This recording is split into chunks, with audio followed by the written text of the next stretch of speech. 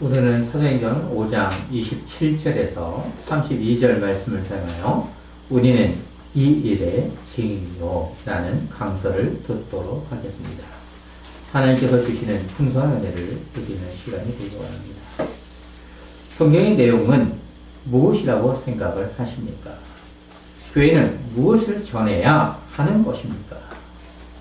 그렇다면 목회자는 지금 무엇을 전해야 할 의무가 있는 것입니까? 성경은 구원의 메시지입니다.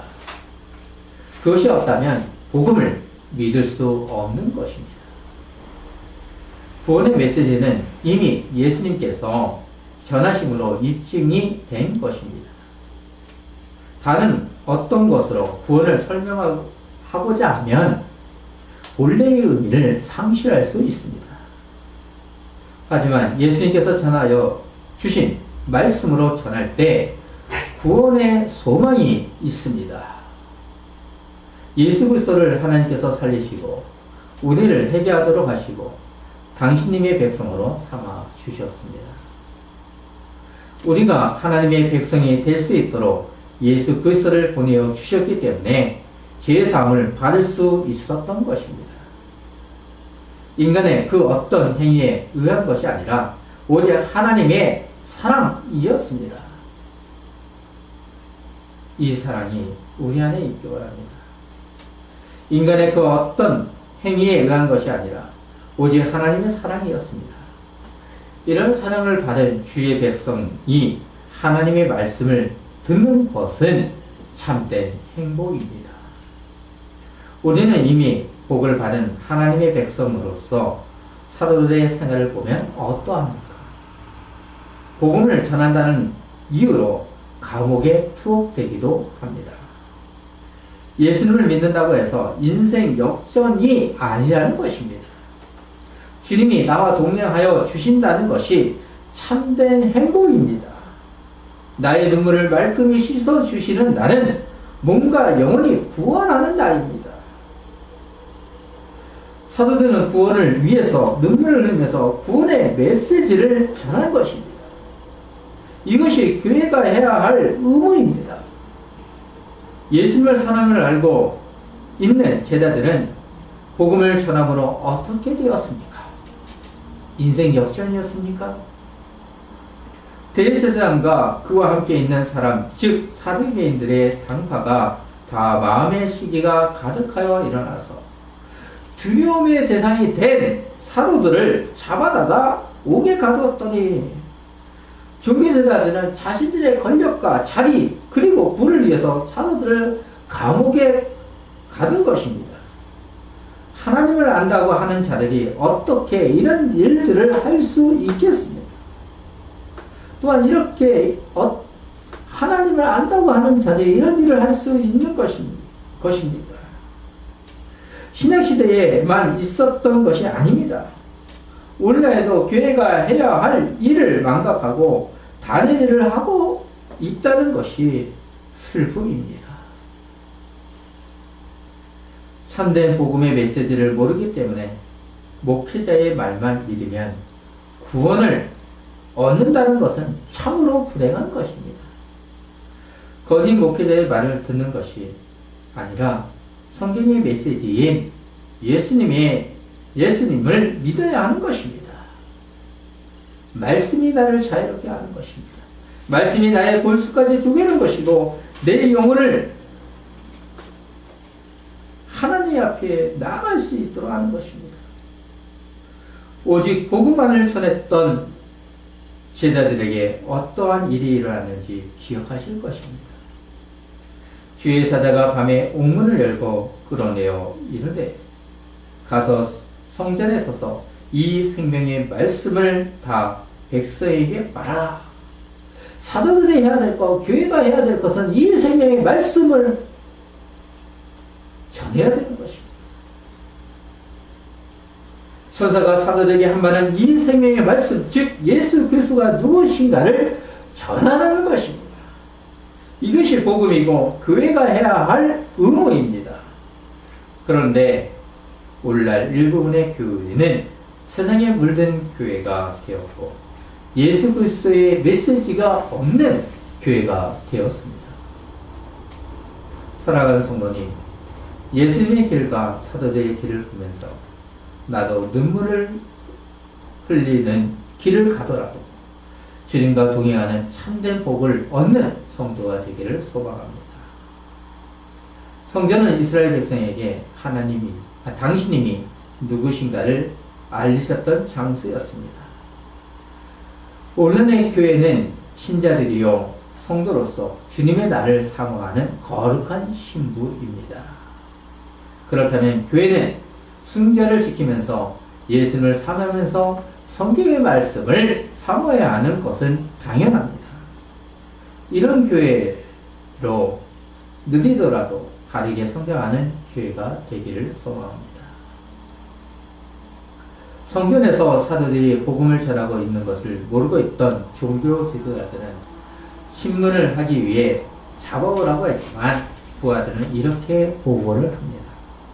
이르되 우리가 보니 옥은 든든하게 잠기고 지키는 사람들이 문에 서 있으되 문을 열고 본즉 그 안에는 한 사람도 없더이다. 상상할 수 없는 일이 일어난 것입니다. 믿을 수 없는 보고를 받은 자들은 어떻게 말을 합니까? 제 사람들이 이 말을 듣고 의혹하여 이 일에 어찌 될까 하더니 종교지도자들은 다음과를 갖추지 못한 것입니다. 종교 지도자로부터 다시 보냄을 받은 자들은 사도를 잡고자 하면서도 두려움이 있었습니다. 성령 맡은 자가 부하들과 같이 가서 그들을 잡아왔으나 강제로 못하면 백성들이 돌로 칠까 두려워함이더라. 자신들을 돌로 칠까 두려워하였지만 제자들은 그들이 누구인지를 알면서도 폭력을 사용하지 아니하고 따라갔습니다. 이것이 바로 예수님의 제자된 모습이고 교회가 또한 나아가야 할 방향이 아닐까 생각합니다. 제자들은 종교 지도자들에게 다시 복음의 메시지를 전할 수 있는 기회가 되었을 것이고 유대인들과 온 무리에 예수님이 누구신가를 알리는 사건이 되었을 것입니다.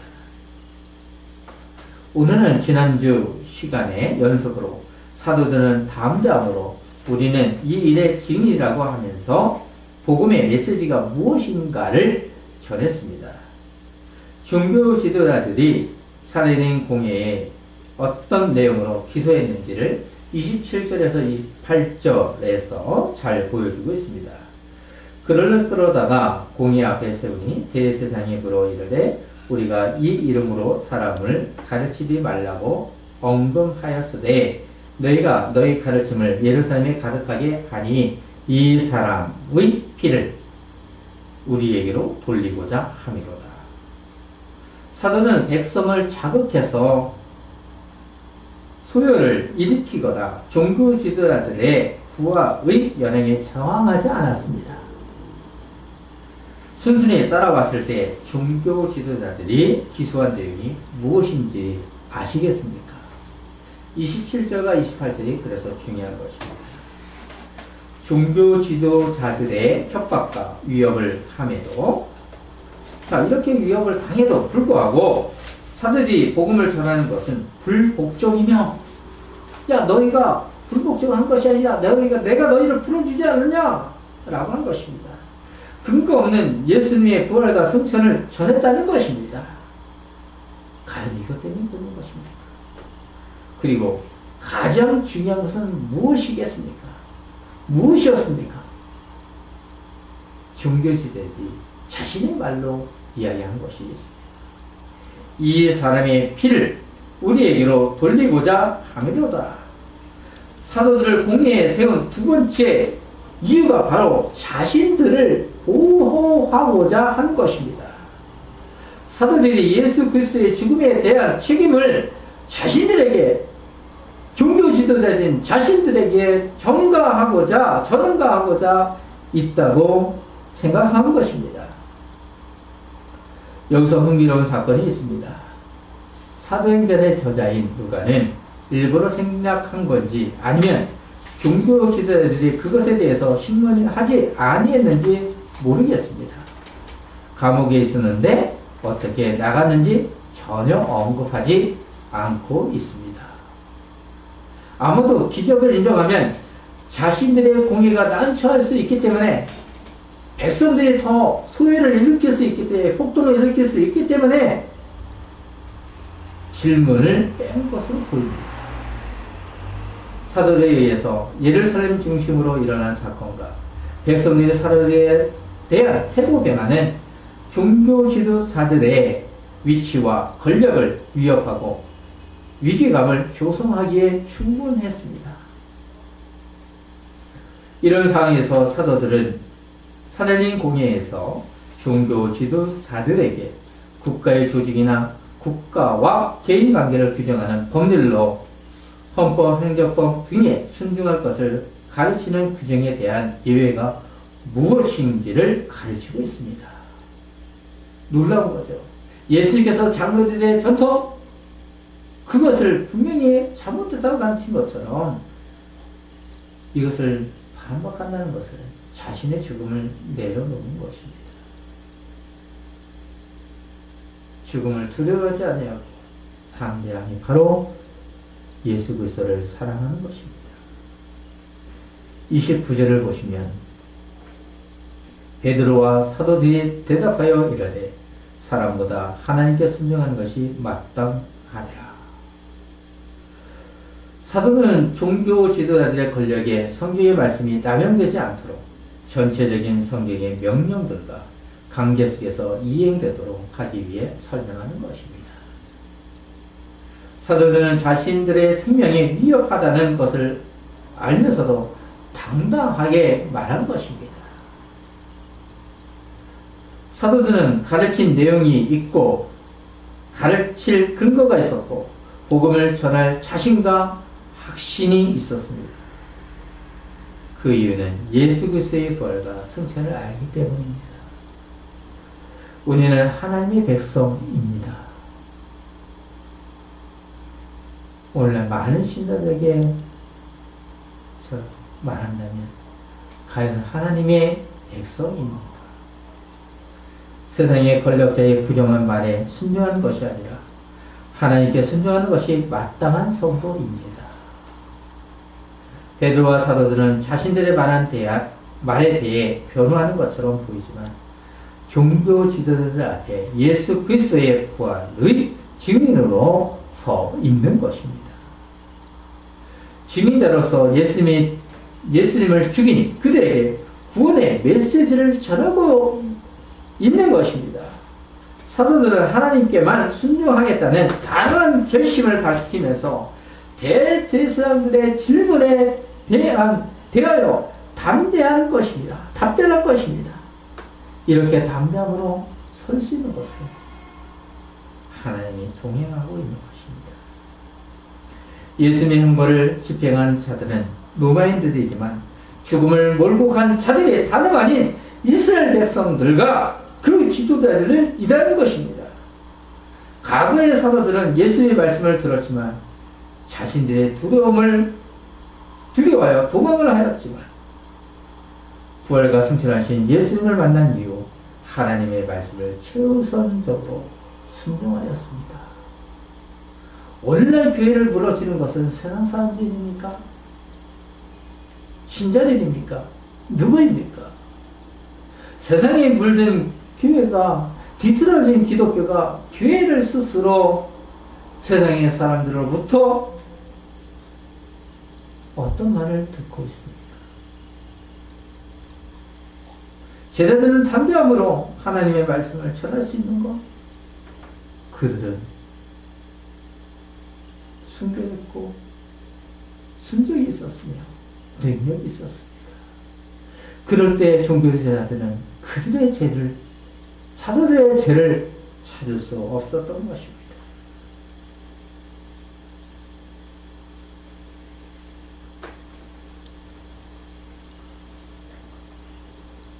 그렇기 때문에 사도들은 종교 지도자들의 공의에 불복종할 수밖에 없었습니다. 세상의 법정에서 불복종한다는 것은 죽음인 것입니다. 이러한 사도들의 답변은 이전에 베드로와 요한이 대제사장 앞에 섰을 때 취했던 태도와 같으며 초대교회의 복음 선교의 기본 정신이었습니다. 이렇게 많은 사람이 죽어갔다는 것을 교회사에서 얘기합니다. 너 주기도문 아니? 딱 말하는 순간에 칼로 죽임을 당한 사람이 수없이 많았습니다. 이런 믿음의 선배님들이 있었기 때문에 오늘날 교회가 있을 수 있는 것입니다. 이런 복음의 정신이 오늘날도 같은 것입니다. 하지만 현실은 어떠합니까? 세상에 물든 기독교가 아닌지 생각해 볼 필요가 있습니다. 사도들은 담대함으로 공의 앞에서 증인자로서 30절에서 31절에서 이런 말을 합니다. 너희가 나무에 달아 죽인 예수를 우리 조상의 하나님이 살리시고 이스라엘에게 회개함과 제사함을 주시려고 그를 오른손으로 높이사 임금과 구주로 삼으셨습니다. 예수 그리스도를 우리 조상의 하나님께서 살리셨다는 것입니다. 그런데도 너희들은 믿지 아니하고 있다는 것입니다. 구약의 하나님과 지금 너희가 생각하는 하나님은 동일하다는 것입니다. 하나님은 구약이든 신약이든 동일하고 오늘날도 동일합니다. 하나님의 보내심을 받은 예수님께서는 신성 모독죄로 죽임을 당한 것이 아니라 이스라엘과 온누리의 백성을 위해, 즉 우리의 죄를 감당하도록 불순종의 역사가 끝나도록 하는 대속적인 왕이요 구원자라는 것을 역사하는 것입니다. 당신들이 죽인 예수님을 하나님께서는 살리심으로 임금과 구주로 삼으셨다는 것입니다. 하나님께서 당신의 백성을 구원하시기 위해 선물로 주신 분이라는 것입니다.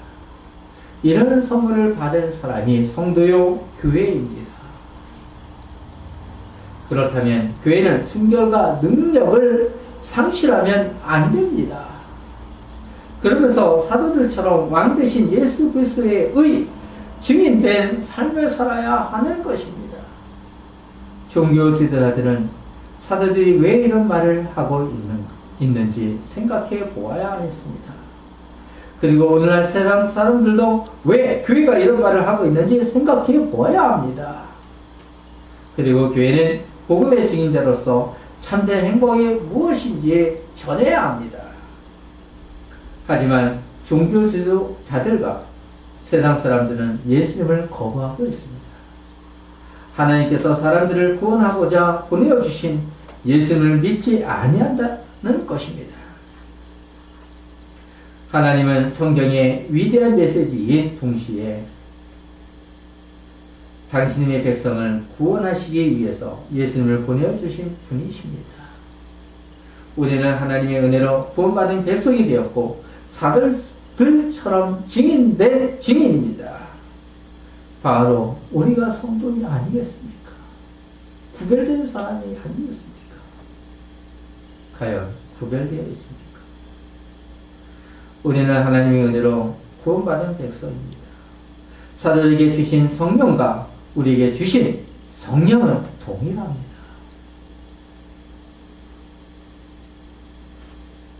우리는 사도행전 1장 8절을 잘 알고 있습니다.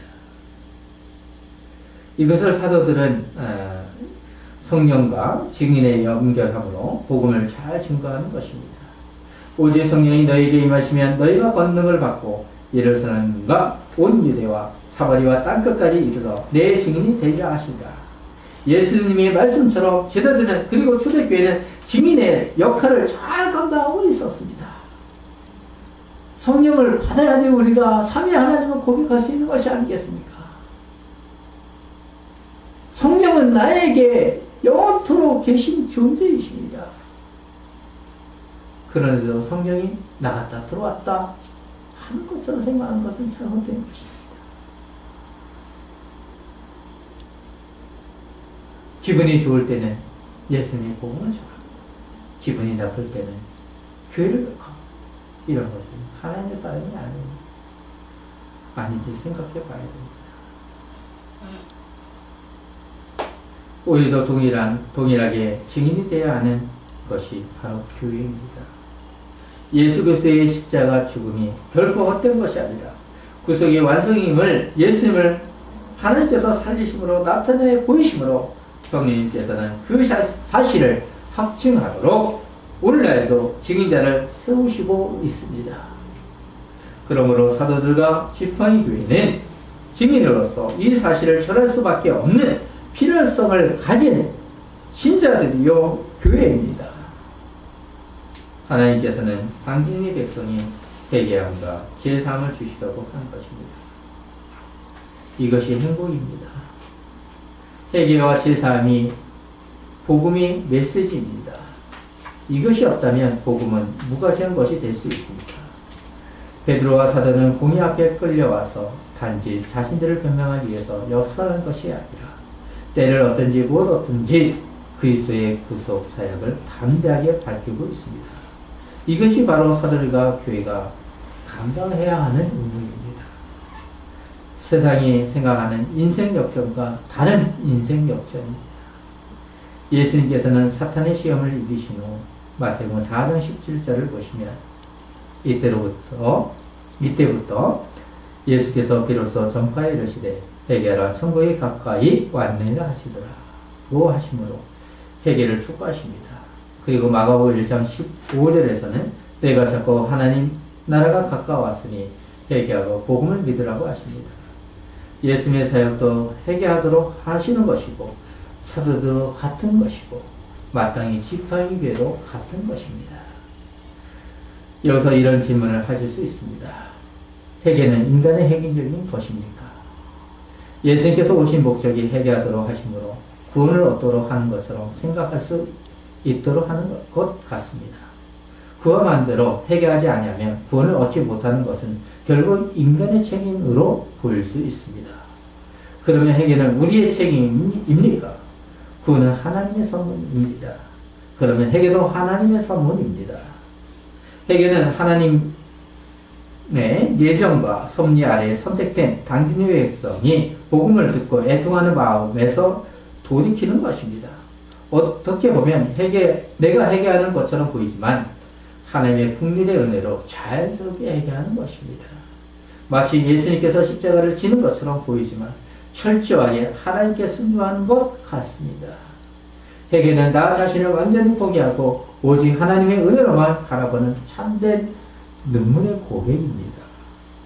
그럴 때 세상의 형통과 다른 하나님과 동행하는 그 자체로만으로 형통한 삶을 누리는 것입니다. 하나님의 마음을 풍미해서 삶을 사는 것입니다. 이것이 하나님과 동행하는 것입니다. 요셉의 삶을 통해서 잘 살펴볼 수 있습니다. 성경에서 최초로 형통이라는 단어를 사용하고 있기도 합니다. 창세기 39장 23절을 보시면 감옥소에 있던 중에 간성은 그의 손에 맡긴 것을 무엇인지 살펴보지 아니하였으니 이는 여호와께서 요셉과 함께 하시니라. 여호와께서 그를 범사에 형통하게 하셨더라. 이 말씀을 생각하면 잘 아실 것이라 믿습니다. 사도들은 감옥에 투옥되고 종교 지도자로부터 신문을 당해도 하나님께서 함께 하심이 형통입니다. 형통할 수 있는 것은 하나님께서 나를 회개하도록 하셨기 때문입니다. 하나님의 예정 섭리의 측면에서 보면 선택된 자들은 마음을 열고 회개하게 되지만 선택되지 않은 자들은 귀와 보는 눈에 부재로 들어도 깨닫지 못하고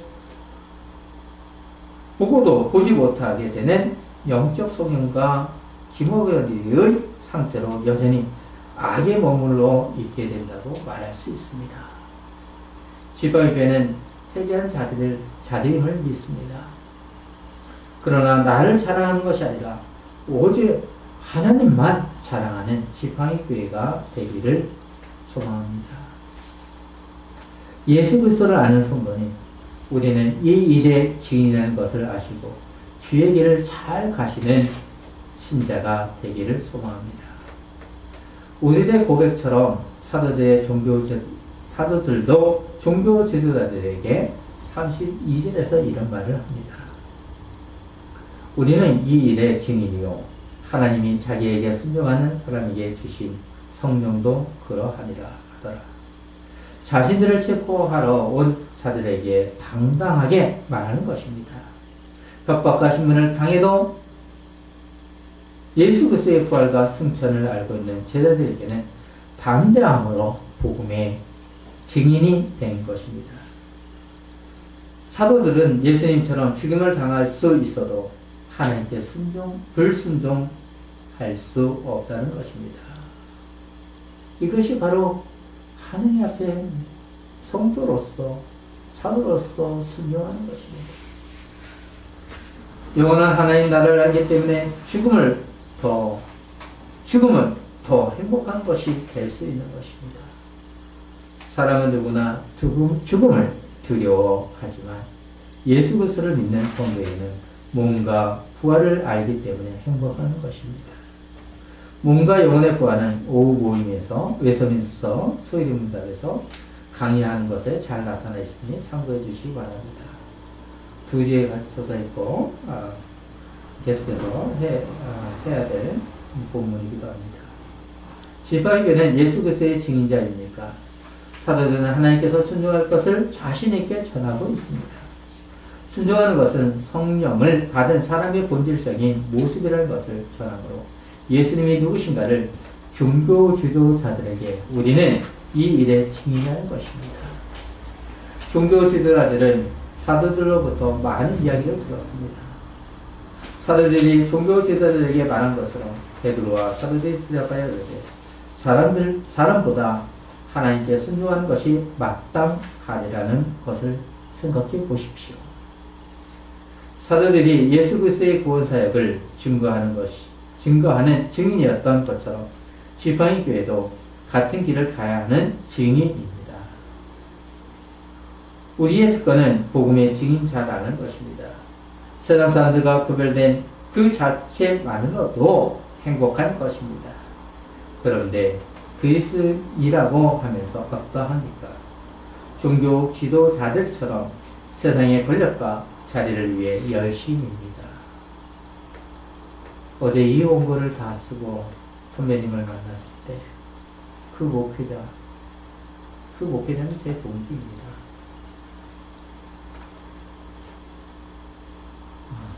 그래서 참 오랜 시간 목회자들은 세상의 권력과 자리를 누리는 자리가 아닙니다. 기독교에 대한 적대 정신이 많이 있습니다.